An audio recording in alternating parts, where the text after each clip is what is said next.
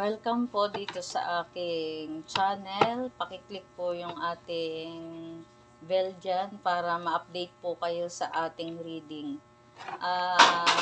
Thank you po dito sa aking channel na nagsusubaybay at maraming salamat po sa inyong lahat, sa inyong pagtitiwala dito. At maraming salamat po sa mga nakaka-appreciate po doon sa aking mga ginagawa. At na-appreciate ko rin po yung mga comment ninyo dyan. Thank you po sa mga sumusupport po dito. Ito po ay energy ni Cancer, Pisces, Scorpio.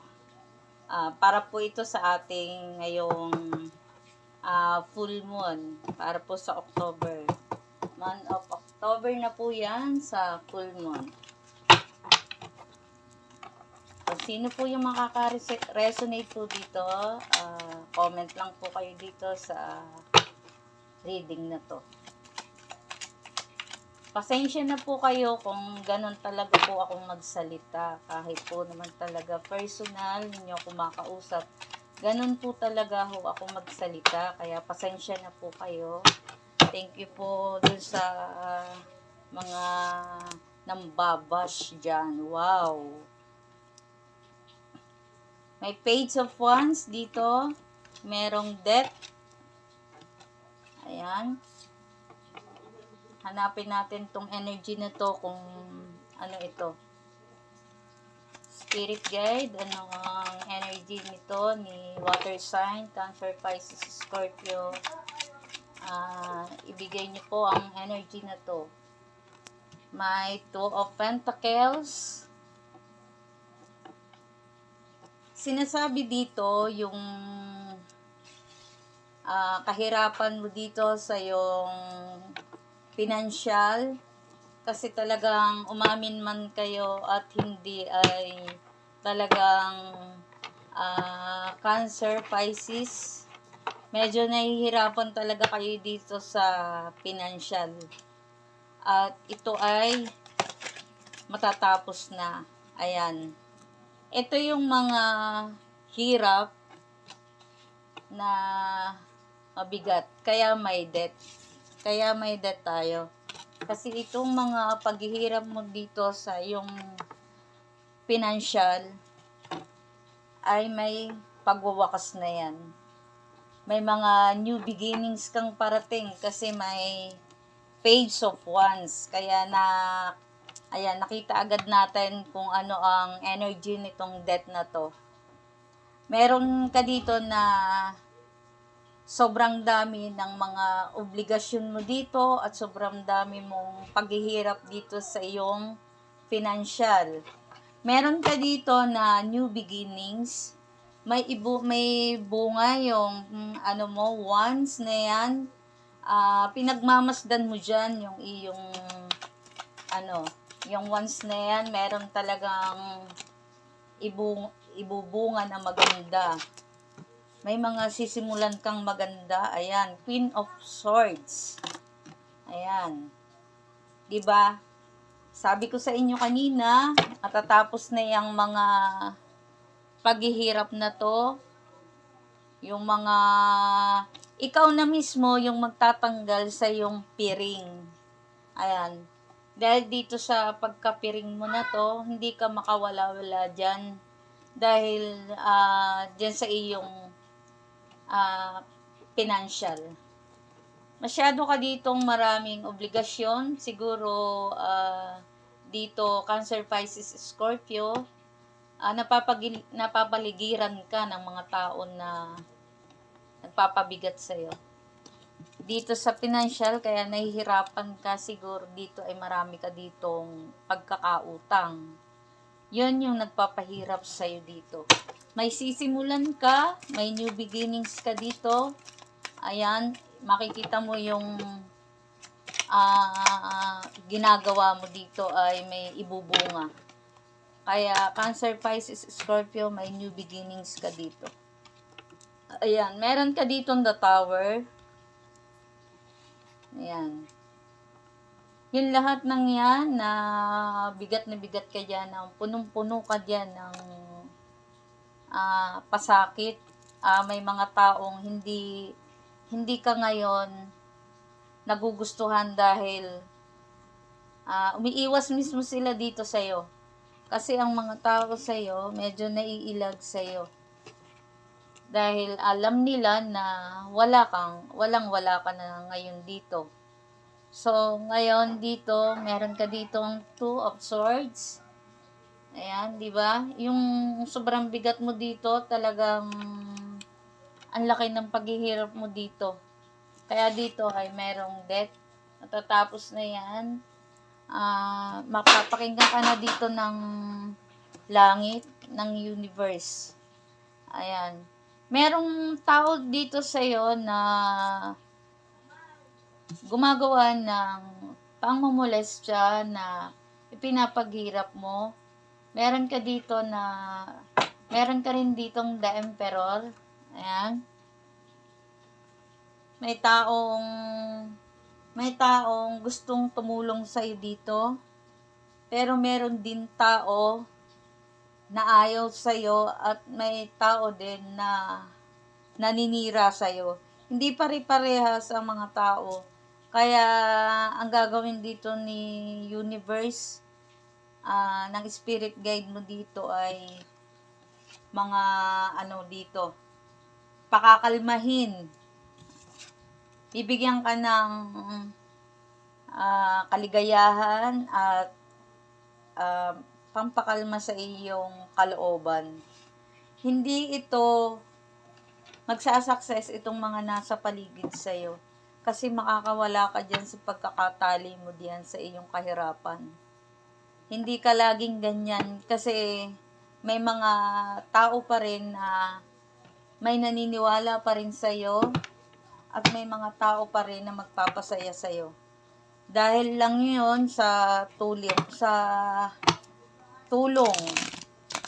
Excuse po, tayo ay nabulol na naman, tayo ibabash na naman ng mga taong kung ayaw po sa reading na to at sa channel na to, wag na lang po ninyong wag niyo na lang, ibig sabihin nun, kaya napapanood niyo yung reading ko, ibig sabihin nun, nakaka-resonate din kayo dyan.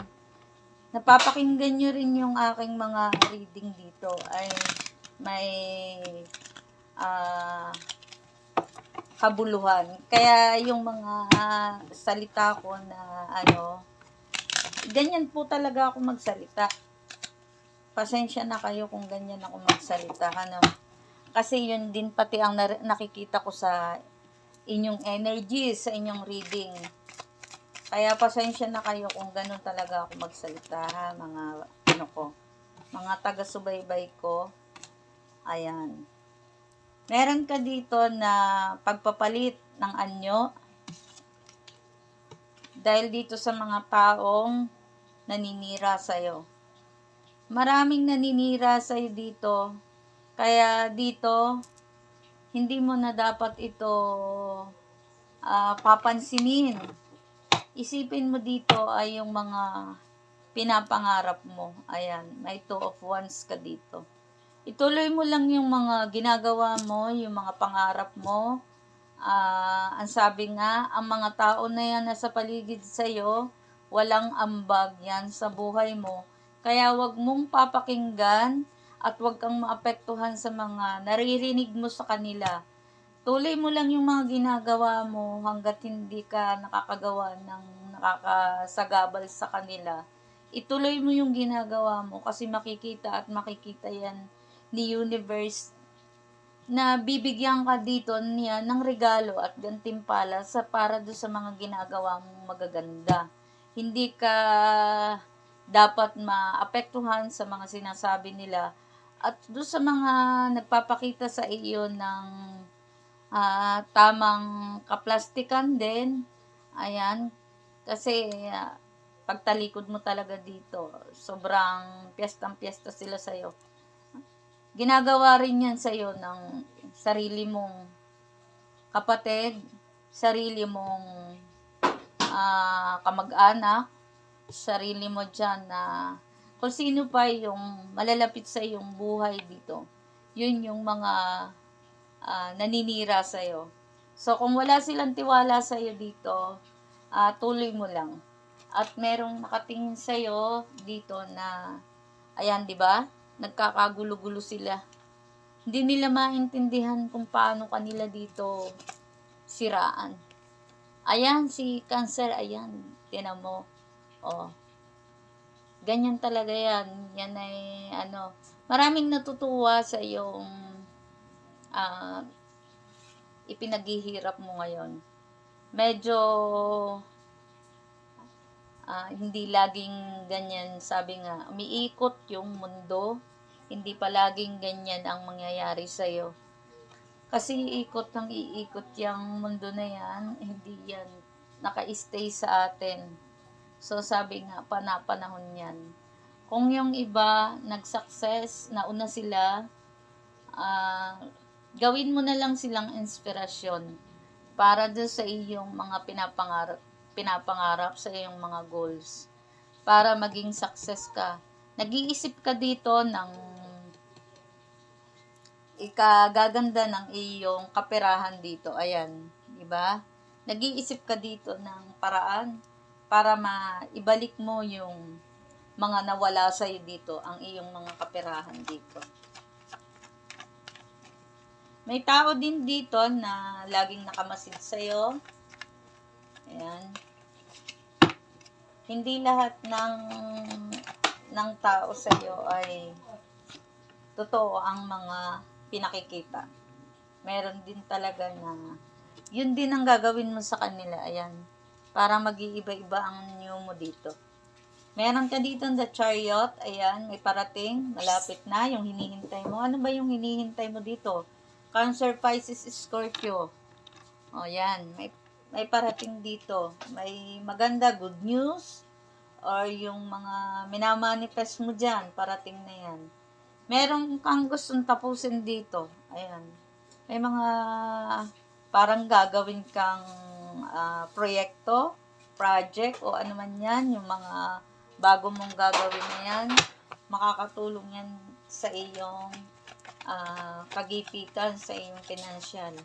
Water sign, Cancer, Pisces, Scorpio. Mawawakasan na yung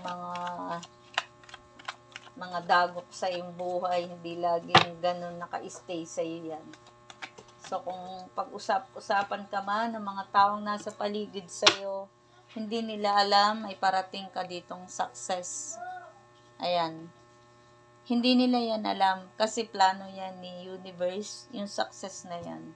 Ibibigay sa'yo kasi ito yung magbubunga yung mga bago mong ideya at yung mga gagawin mong proyekto, kung ano man yan. Ayan, di ba?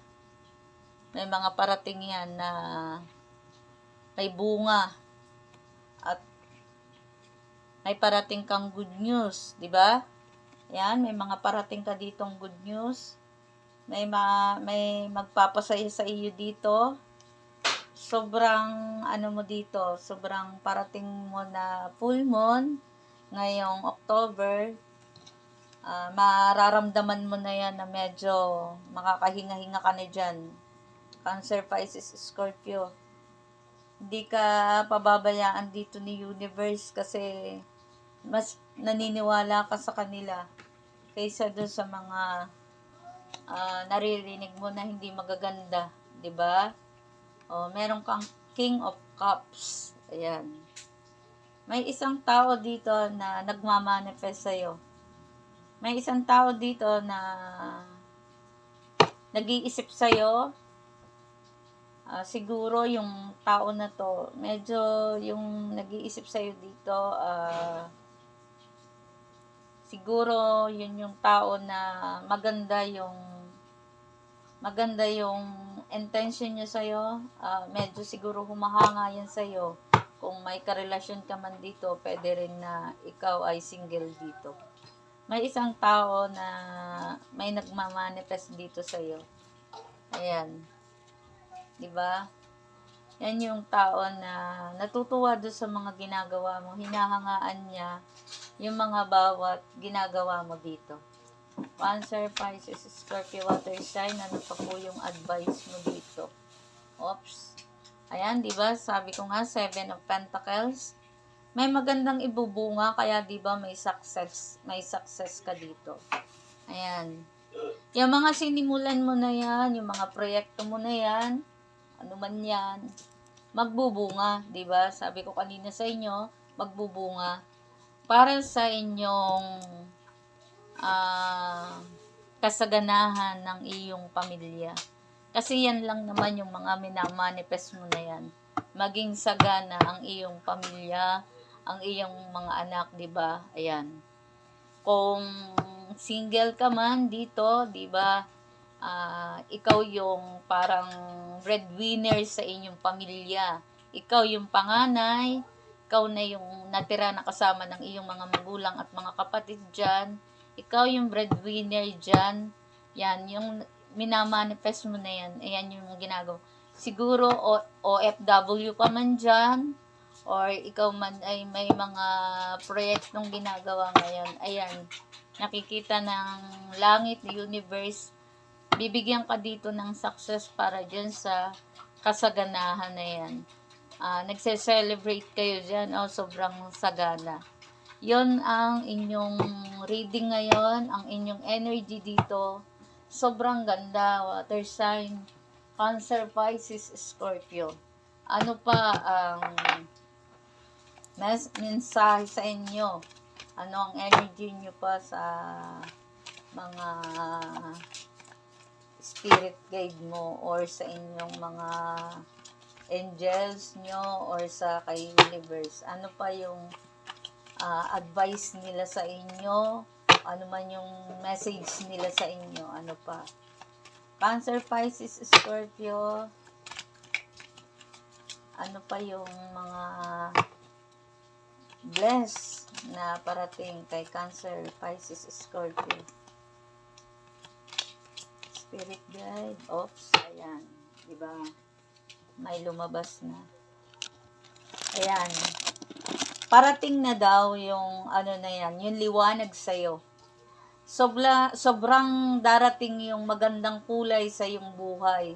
Bibigyan ka dito ng sobrang kaligayahan, magandang kulay. Sobrang parating na. Ito ay inire-ready na sa iyo ni universe. Ibibigay niya sa'yo. Sobrang power mo, siguro dito na nga yung success na yun. Ibibigay na sa iyo yung success ni universe. Ano pa po ang, ayan, meron pa. So, ayan, di ba?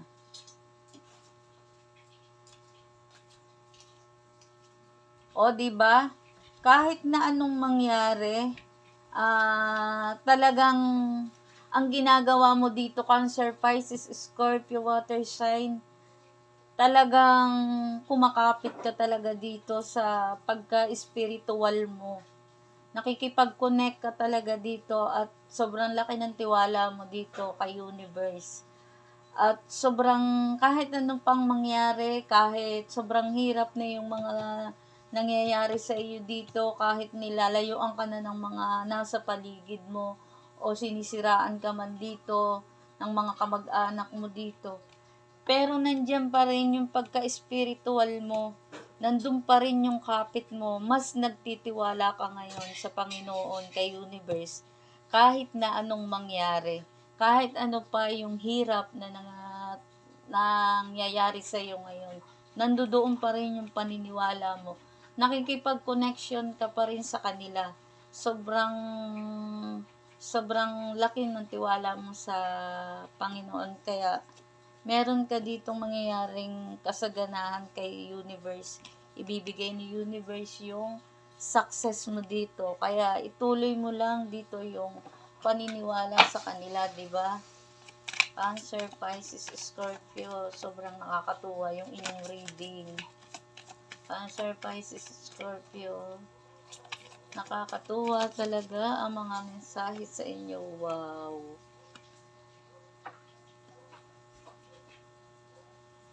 'Di ba? Oh. Sobrang ang ano mo dito ay yung pagmamahal, 'di ba? Yung mga ang iyong hinihil mo yung sobrang ano, sobrang ang binibigay ni universe sa iyo ay binabalik sa iyo yung kung ano yung pagmamahal mo at pagtitiwala sa kanya. Ayan. Darating ang panahon na yon, yung itong buwan na to, ng October na to, ayan, talagang sobrang, sobrang ano ka dito, maraming taong lalapit sa iyo dito. Sobrang lahat ng tao dito, hindi mo dito tinatanggihan. Kasi ang universe dito ang nagpapadala ng mga taong ito para protektahan ka talaga niya dito. So, Cancer, Pisces, Scorpio, kung kayo ay naka-resonate dito sa ating reading, thank you po sa inyo.